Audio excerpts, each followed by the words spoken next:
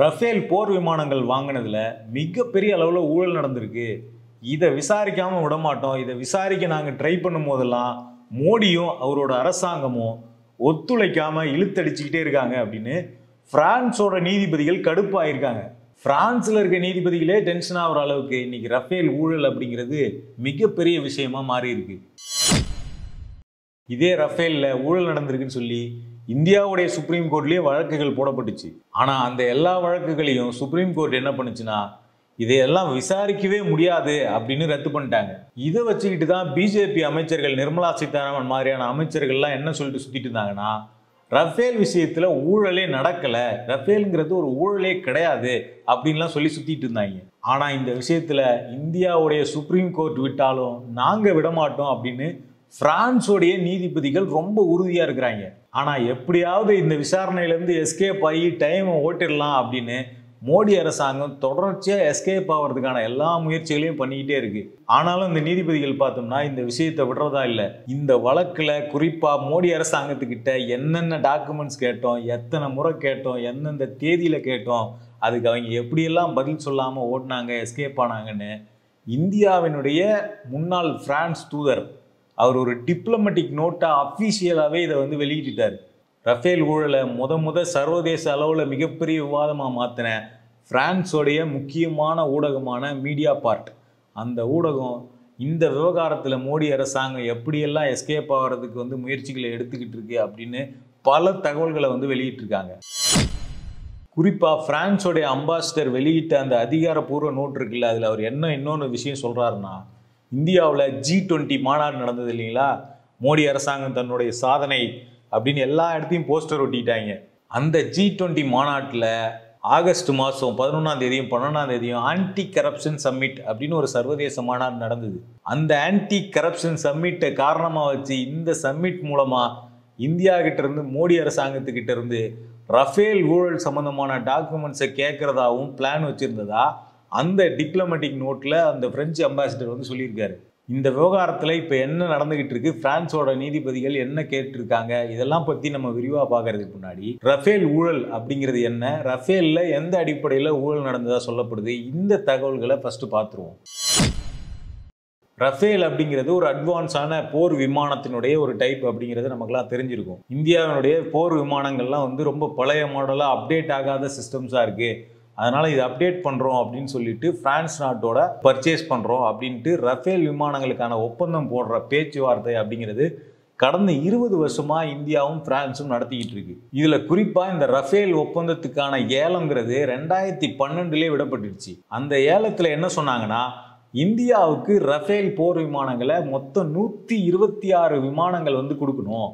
France அரசாங்கம் எந்த ரேட்டில் கொடுக்கணும் அப்படின்னா, ஒரு விமானம் பார்த்தோம்னா 526 கோடி, 526 கோடிக்கு ஒரு விமானத்தை இந்தியாவுக்கு பிரான்ஸ்ல இருந்து கொடுக்கணும். அது மட்டும் இல்லாமல் இந்தியாவில் எந்த நிறுவனத்துக்கு கொடுக்கணும்னா, இந்தியாவினுடைய அரசாங்க நிறுவனம் Hindustan aeronautical limited HAL company, இந்த கம்பெனிக்கு கொடுக்கணும். அதுலேயும் குறிப்பாக பார்த்தோம்னா இதில் ஒரு 18 விமானங்களை பார்த்தோம்னா நேரடியாக விமானமாக கொடுக்கணும். மீதி விமானங்களை பார்த்தோம்னா டெக்னாலஜி டிரான்ஸ்ஃபர், அதாவது இந்த விமானங்களை எப்படி தயாரிக்கணும் இதை பற்றின மொத்த டெக்னாலஜியும் HALக்கு பிரான்ஸ் நிறுவனம் ஷேர் பண்ணணும். இதுதான் 2012 போடப்பட்ட ஒப்பந்தம். ஆனால் இந்த ஏலத்தினோட புள்ளிகள் முழுமையடைகிறதுக்கு முன்னாடியே அரசாங்கம் மாறுது, மோடி அரசாங்கம் உள்ள வருது. மோடி என்ன பண்றாருன்னா 2015 பிரான்ஸுக்கு போறாரு. அவர் பிரான்ஸுக்கு போகும்போதே பார்த்தோம்னா அதே நேரத்தில் அனில் அம்பானி இருக்காருல்ல, அவரும் பார்த்தோம்னா பிரான்ஸுக்கு அவர் கூடயே போறாரு. ஸோ மோடியோட இந்த பிரான்ஸ் பயணத்தில் ரஃபேல் போர் விமானங்கள் சம்பந்தமா பேசப்படும் அப்படிங்கிற தகவல்கள் பரபரப்பாக பேசப்பட்டாலுமே இந்தியாவுடைய ஃபாரின் செக்ரட்டரி, மோடியோடைய பயணத்துக்கு முன்னாடி அன்னைக்கு ஃபாரின் செக்ரட்டரியா இருந்த ஜெய்சங்கர் அவர்கிட்ட இந்த ஒப்பந்தம் ஃபைனலைஸ் ஆகிறதுக்கு ஒரு 2 நாள் முன்னாடி பத்திரிகையாளர்கள் பேசுறாங்க. அதுல ரஃபேல் விமானங்கள் சம்பந்தமா கொஸ்டின் வந்தப்ப இந்தியாவுடைய ஃபாரின் செக்ரட்டரி ஜெய்சங்கர் அவர் என்ன சொல்றாருன்னா, ரஃபேல் விவகாரம் சம்பந்தமா பிரெஞ்சு கம்பெனிக்கும் இந்தியாவினுடைய மினிஸ்ட்ரி ஆஃப் டிஃபென்ஸுக்கும் இந்தியாவினுடைய விமானம் தயாரிப்பு நிறுவனமான HAL இந்த 3 பேருக்கும் நடுவுடைய பேச்சுவார்த்தைகள் போய்கிட்டு இருக்கு. இதெல்லாம் ரொம்ப டெக்னிக்கலான டீட்டெயிலான டிஸ்கஷன்ஸாக போயிட்டு இருக்கு. மோடியுடைய இந்த அரசாங்க பயணம் அப்படிங்கிறத வெறுமனே இந்த டிஃபென்ஸ் கான்ட்ராக்டோட நம்ம சுருக்க வேண்டாம், அது வேற லெவல் மீட்டிங்லாம் அங்கே நடக்கும் அப்படின்னு சொல்றாரு. அதாவது மோடியினுடைய இந்த பயணத்தில் ரஃபேலுக்கான ஒப்பந்தம் இறுதி செய்யப்படும் அப்படின்னு இந்தியாவினுடைய ஃபாரின் செக்ரட்டரியா இருந்த ஜெய்சங்கருக்கு தெரியல. அதாவது ஃபாரின் செக்ரட்டரிக்கே தெரியல. ஆனால் மோடி பிரான்ஸ்ல இருந்தப்ப இந்த ரஃபேல் ஒப்பந்தம் இறுதி செய்யப்படுது. இறுதி செய்யப்பட்ட அந்த ஒப்பந்தம் யாருக்கு கொடுக்கப்படுதுன்னா இந்தியாவினுடைய HALக்கு கொடுக்கல. கவர்மெண்ட் கம்பெனியான HAL விட்டுட்டு அம்பானியினுடைய ரிலையன்ஸ் கம்பெனிக்கு கொடுக்கப்படுது அந்த ஒப்பந்தம். இது எல்லாருக்குமே ஒரு ஷாக்கிங்கான நியூஸா இருக்குது. என்னடா கவர்மெண்ட் கம்பெனிக்கு தானே ஒப்பந்தம் போட்டாங்க பிரான்ஸோட, இப்போ பார்த்தோம்னா டசால்ட் கம்பெனியோடைய ரஃபேல் ஒப்பந்தத்தை அம்பானியோட போட்டிருக்காங்களே, இதுல அம்பானி எப்போ உள்ள வந்தாருன்னு எல்லாருக்குமே ஒரே கன்ஃபியூஷன். ஆனா அந்த ஒப்பந்தத்துல இன்னொரு ட்விஸ்ட் என்ன நடந்தது அப்படின்னா, ஒரு ஃபிளைட்டு இதுக்கு முன்னாடி நம்ம சொன்னோம் 2012 526 கோடிக்கு 126 ஃபிளைட் வாங்குறதா ஒப்பந்தம் போட்டாங்கன்னு. ஆனா இந்த ஒப்பந்தத்துல என்னவா மாறுச்சுன்னா, மோடி போனதுக்கு அப்புறம் 126 ஃபிளைட்டுங்கிறது வெறும் 36 ஃபிளைட்டா மாறுச்சு. ஆனா ஒரு ஃபிளைட் 526 கோடிக்கு வாங்குறதா இருந்தது, ஒரு ஃபிளைட்டு 1670 கோடி கொடுத்து வாங்கியிருக்காங்க. அதாவது ஏற்கனவே இறுதி செய்யப்பட்ட விலையை விட கிட்டத்தட்ட 3 மடங்கு அதிகமான விலையில இந்த ஒப்பந்தத்தை வந்து முடிச்சிருக்காங்க. அது ரிலையன்ஸ் கம்பெனிக்கு முடிச்சிருக்காங்க. இப்போ இதனால இந்திய அரசாங்கத்துக்கு அப்படின்னு பார்த்தோம்னா 36 ஃபிளைட் வாங்கினதுல கிட்டத்தட்ட 41,205 கோடி எக்ஸஸ் செலவு. இதனால இந்த விவகாரத்தில் மிகப்பெரிய ஊழல் நடந்திருக்கு அப்படிங்கிறத எல்லா தரப்புலையும் கடுமையாக பேசப்பட்டுச்சு. அதுவும் இந்த ஒப்பந்தத்தில் இன்னொரு ட்விஸ்ட் என்னன்னா, டெக்னாலஜி டிரான்ஸ்ஃபரை HALக்கு கொடுக்குறதா சொல்லியிருந்தாங்க இல்லைங்களா, அந்த டெக்னாலஜி டிரான்ஸ்ஃபரும் கிடையாது அப்படின்னு சொல்லிட்டாங்க. ஸோ இந்தியாவுக்கு வர வேண்டிய 126 ஃப்ளைட் வந்து சேரல, வெறும் 36 ஃப்ளைட்டுக்கான ஒப்பந்தம் தான் போடப்பட்டுச்சு. போடப்பட்ட விலையும் 3 மடங்கு அதிக விலை போடப்பட்டுச்சு. டெக்னாலஜி டிரான்ஸ்ஃபரும் கிடையாது, விமானத்தையே நேரடியாக விற்பாங்க, அவ்வளோதான். இப்படி ஒரு டீலை மோடி முடிச்சுட்டு வந்தார். இந்த ரஃபேல் ஊழல் அம்பானிக்கும் டசால்ட் நிறுவனத்துக்கும் இடையில முடிஞ்சதுக்கு இடையில பார்த்தோம்னா, இந்தியாவினுடைய ஒரு பெரிய பிஸ்னஸ்மேன், ஒரு மிடில் மேனாக ஒரு புரோக்கராக வேலை பார்த்துருக்காரு அப்படிங்கிற தகவலும் வெளில வந்துச்சு. அவரோட பேர் என்னன்னா சுஷன் குப்தா அப்படிங்கிற ஒரு நபர். அதாவது இந்தியாவுடைய டிஃபென்ஸ் சம்பந்தமான ஒப்பந்தங்கள் போடும்போது, இல்லை டிஃபென்ஸுக்காக ஏதாவது ஒரு வாங்குறது விற்கிறது இது மாதிரியெல்லாம் செய்யும்போது இடையில மிடில் மேன் யாரும் இருக்கக்கூடாது அப்படிங்கிறது சட்டப்படி இருக்குது. ஆனால் இந்த விவகாரத்தில் மிடில் மேனாக இந்த குப்தா அப்படிங்கிறவர், சுஷன் குப்தா அப்படிங்கிறவர் வேலை பார்த்துருக்காரு. இந்தியாவை சேர்ந்த அந்த பிஸ்னஸ் மேனை பிரான்ஸ் கம்பெனியான டசால்ட் நிறுவனம் இந்த ஒப்பந்தத்தை முடிக்கிறதுக்காகவே அவரை ஹையர் பண்ணி வச்சிருக்கு அப்படிங்கிறது தான் அவர் மேலே வைக்கக்கூடிய மிகப்பெரிய குற்றச்சாட்டாக இருந்திருக்கு.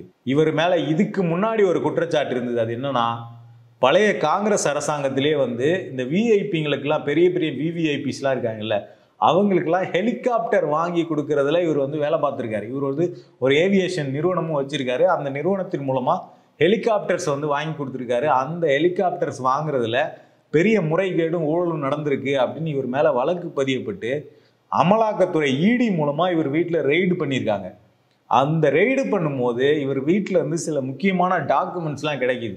அதில் அதிர்ச்சிக்குரிய டாக்குமெண்ட்டாக என்ன கிடைக்கிது அப்படின்னா, இந்த ரஃபேல் ஒப்பந்தம் போடப்படுது இல்லைங்களா, அந்த ரஃபேல் ஒப்பந்தம் போடுறதுக்கு இறுதியாகிறதுக்கு முன்னாடி என்ன பண்ணுவாங்கன்னா, இந்தியா சைட்லேருந்து ஒரு நெகோசியேட்டிங் டீம் இருப்பாங்க, இந்தியன் நெகோசியேட்டிங் டீம். அவங்க வந்து ஒரு ப்ரைஸை வந்து இந்த நிறுவனத்துக்கு கொடுப்பாங்க. அந்த நிறுவனம் அதுக்கு பதிலாக அவங்க இன்னொரு ப்ரைஸை கோட் பண்ணி கொடுப்பாங்க. இந்த பேச்சுவார்த்தையின் அடிப்படையில் தான் அந்த டீல் வந்து இறுதி செய்யப்படும். இந்த நெகோசியேட்டிங் டீம், இந்தியாவினுடைய டிஃபென்ஸினுடைய நெகோசியேட்டிங் டீம் கொடுத்த அந்த பிரைஸ் டாக்குமெண்ட் இருக்குல்ல, அது இந்த குப்தாவுடைய வீட்டில் இருக்கு. யாருக்கும் தெரியாத இராணுவத்துக்காக வாங்கப்படுற ஒரு போர் விமான சம்பந்தமான அந்த ஒப்பந்த அறிக்கைகள், அந்த தரவுகள்லாம் பார்த்தோம்னா டாக்குமெண்டா இந்த குப்தாவுடைய வீட்டில் இருக்கு. இது வந்து பெரிய அதிர்ச்சிக்குள்ளாக்குச்சு எல்லாரையும். அப்போ ஒரு நாட்டுடைய செக்யூரிட்டி சம்பந்தமான விஷயங்கள் வந்து ஒரு பிஸ்னஸ் மேனோட வீட்டுக்கு போகிற அளவுக்கு நம்ம நாட்டுடைய செக்யூரிட்டி இருக்குது அப்படின்னு. அதே மாதிரி இந்த ஒப்பந்தம் டசால்ட் நிறுவனத்தோட முடியறதுக்கு சில மாதத்துக்கு முன்னாடியே இந்த குப்தா என்ன பண்ணியிருக்காருன்னா, அவங்களுக்கு ஒரு கடிதம் அனுப்பியிருக்காரு.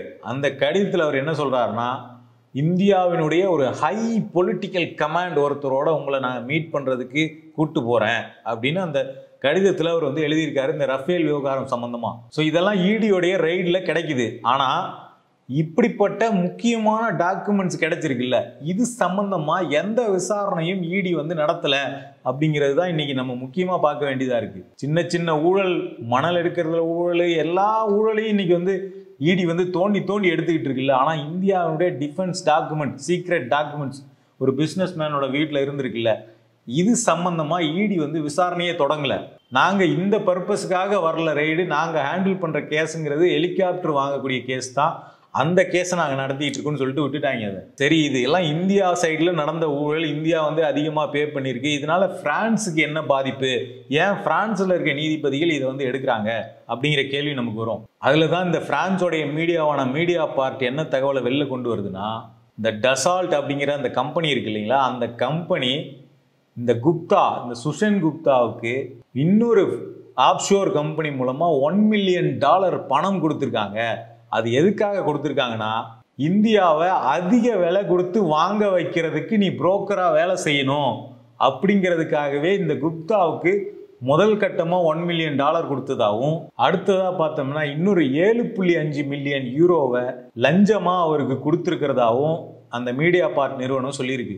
அதாவது இப்ப வைக்கப்படுற குற்றச்சாட்டு, முக்கியமான குற்றச்சாட்டு என்னன்னா, இந்த குப்தா இருக்காரு இல்லைங்களா, இவர் வந்து இந்தியாவுடைய negotiating team, Indian defence team கிட்ட இருந்து அவங்களுடைய சீக்ரெட் டாக்குமெண்ட்ஸை அப்டைன் பண்ணி அதை வந்து டசால்ட் கம்பெனிக்கு கொடுத்து இந்தியாவை அதிக விலை கொடுத்து டசால்ட் கிட்ட ஃப்ளைட் வாங்குற அளவுக்கான ஒரு நிர்பந்தத்தை இவர் மூலமா உருவாக்கி இருக்காங்க அப்படிங்கிறது தான் இங்க வைக்கப்பட்டிருக்கக்கூடிய குற்றச்சாட்டு. அப்ப பிரான்ஸ்ல இருக்கக்கூடிய அந்த டசால்ட் நிறுவனம் இந்தியாவினுடைய ஒரு புரோக்கர் ஒருத்தருக்கு இவ்வளவு ஊழலை கொடுத்து ஒரு ஒப்பந்தத்துல முறைகேடு பண்ணிருக்கு அப்படின்னு பிரான்ஸ்ல இந்த கேஸ் நடந்துகிட்டு இருக்கு. இன்னொரு பக்கம் பார்த்தோம்னா, ரிலையன்ஸினுடைய பிரான்ஸோடைய சப்சிடரி கம்பெனி ஒன்று இருக்கு.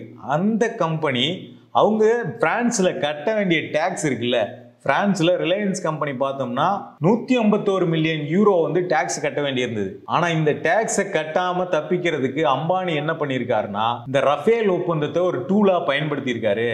இது சம்பந்தமா பிரான்சினுடைய அதிபராக இருந்த மேக்ரோனுக்கு அவர் வந்து கடிதங்கள் எழுதியிருக்காரு. ரிலையன்ஸ் நிறுவனத்துல இருந்து ஆட்கள் போய் நேர்லயே பார்த்து பேசியிருக்கிறாங்க.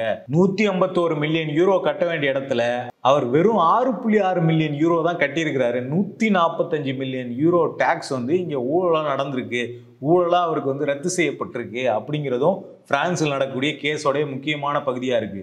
அது மட்டும் இல்லாம பார்த்தோம்னா, இந்த ஒப்பந்தம் போடும்போது பிரான்ஸோடைய அதிபராக இருந்த பிரான்சிஸ் ஒலண்டே அப்படிங்கிறவரு பிற்காலத்துல 2018 ஒரு பேட்டி கொடுக்குறாரு ஒரு செய்தி நிறுவனத்துக்கு.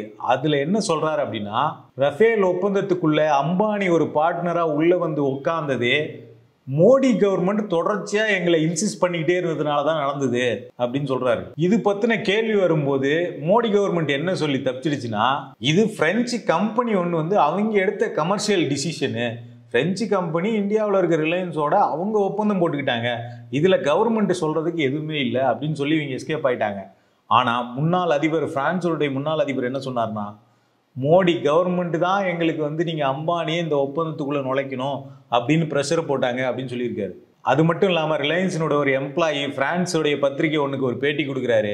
அவர் பேர் சொல்லாம அதுல என்ன பேட்டி கொடுக்குறாருன்னா, அவரும் அம்பானியும் நேரா போய் பிரான்ஸ்ல இம்மானுவேல் மேக்ரோனை சந்திக்கிறாங்க.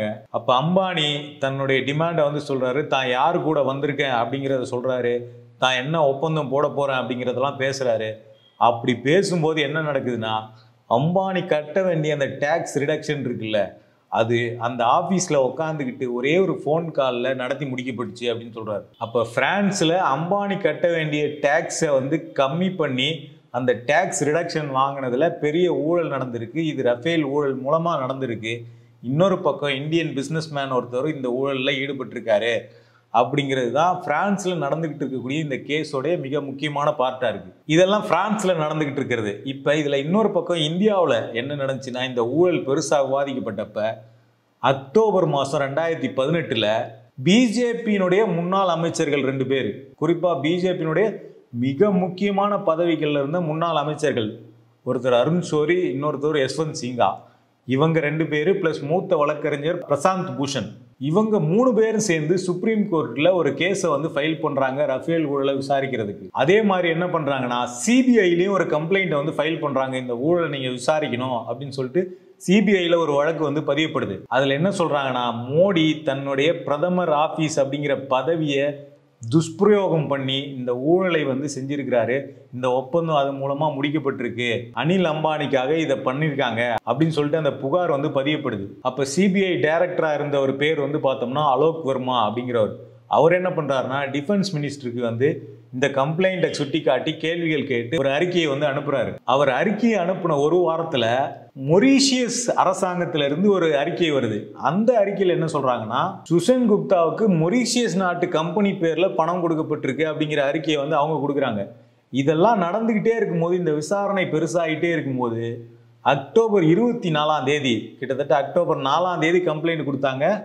24ஆம் தேதி ஒரு 20 நாள்ல என்ன நடக்குதுன்னா, பிஎம் உடைய committee, PM let committee, Modi தலைமையிலான கமிட்டி சிபிஐ டைரக்டர் அலோக் வர்மாவை அந்த பதவியிலிருந்து நீக்கிறாங்க. சிபிஐயோட டைரக்டரே நீக்கப்படுறார். சிபிஐயோட ஹெட் குவார்ட்டர்ல ரெய்டு நடத்தப்படுது. சிபிஐ நீக்கப்பட்டு வேற ஒருத்தர் சிபிஐ ஹெட்டா மாத்தப்படுறாரு. அதுக்கு பிறகு பார்த்தோம்னா இன்னைக்கு வரைக்கும் அவங்க கொடுத்த அந்த புகார் மேல எந்த நடவடிக்கையும் எடுக்கப்படல. புகார் மீது நடவடிக்கை எடுத்ததா சொன்ன சிபிஐ டைரக்டரை நீக்கினதே மோடி இதுக்காக தான் பண்ணாரு, இந்த ஊழலை மறைக்க தான் பண்ணாரு அப்படிங்கிற மிகப்பெரிய சர்ச்சையும் இங்க உருவாச்சு. ரஃபேல் ஊழலை விசாரிச்சுக்கிட்டு இருந்த சிபிஐ டைரக்டர் இரவோடு இரவா அந்த பதவியிலிருந்து பறிக்கப்பட்டார். இது இந்திய வரலாற்றிலேயே நடந்த அரிதினும் அரிதான ஒரு சம்பவம். அது மட்டும் இல்லாம மோடி அரசாங்கம் இன்னொரு வேலை என்ன பண்ணிருக்குன்னா, நம்ம முன்னாடியே சொன்ன மாதிரி டிஃபென்ஸ் கான்ட்ராக்ட் போடும்போது ஆன்டி கரப்ஷன் கிளாஸ் அப்படின்னு ஒரு கிளாஸ் இருக்கும். அதுல என்ன சொல்லுவாங்கன்னா, இந்த ஒப்பந்தம் நடக்கும்போது அதுக்குள்ள எந்த பிரைபரியும் இருக்கக்கூடாது,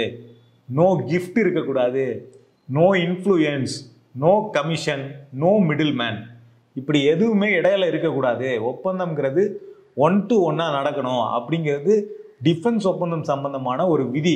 அந்த ஆன்டி கரப்ஷன் கிளாஸை மோடி என்ன பண்ணார்னா நீக்கிடுறாரு. அதாவது ரஃபேல் சம்பந்தமான விவகாரம் பெருசா இருக்கும்போது டிஃபென்ஸ் கான்ட்ராக்ட்ல மிடில் மேன் யாருமே இருக்கக்கூடாது அப்படிங்கிற அந்த ஆன்டி கரப்ஷன் கிளாஸ், ஊழலுக்கு எதிரான அந்த சட்டத்தினுடைய பிரிவு அப்படிங்கிறது நீக்கப்படுது மோடி அரசாங்கத்தால.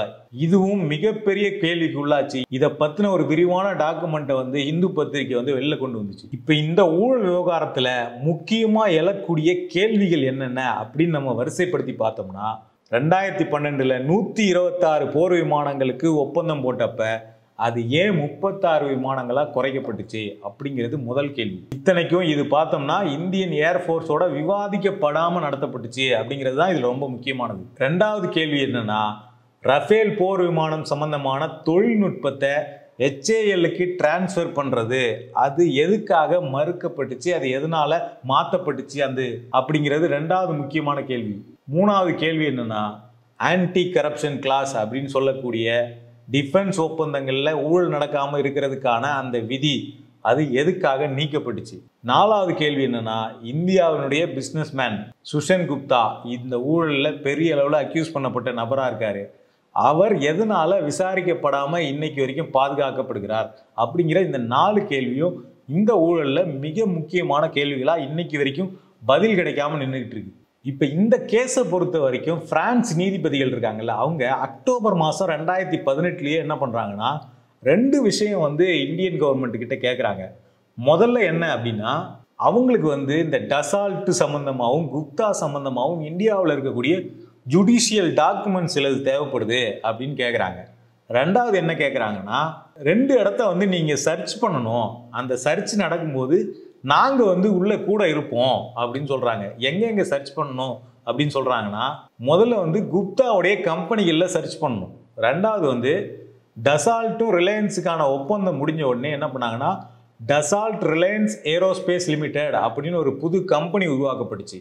அந்த கம்பெனியில் சர்ச் நடத்தணும் அப்படின்னு பிரான்ஸ் நீதிபதிகள் கேட்டாங்க. அவங்க கேட்டதை இன்னைக்கு வரைக்கும் மோடி அரசாங்கம் வந்து கொடுக்கல. அதுவும் இந்த டசால்ட் ரிலையன்ஸ் ஏரோஸ்பேஸ் லிமிடெட் அப்படிங்கிற கம்பெனி இருக்குல்ல, இது இந்த ஒப்பந்தம் போடப்பட்ட 2 வாரத்தில் கிரியேட் பண்ண ஒரு கம்பெனி. அனில் அம்பானிக்கு இது வரைக்கும் டிஃபென்ஸ் சம்பந்தமாவோ இல்லை ஃப்ளைட் சம்பந்தமாவோ போர் விமானம் சம்பந்தமாவோ தயாரிக்கிறது குறித்தான எந்த முன் அனுபவம் கிடையாது. ரிலையன்ஸ் நிறுவனத்துக்கே கிடையாது.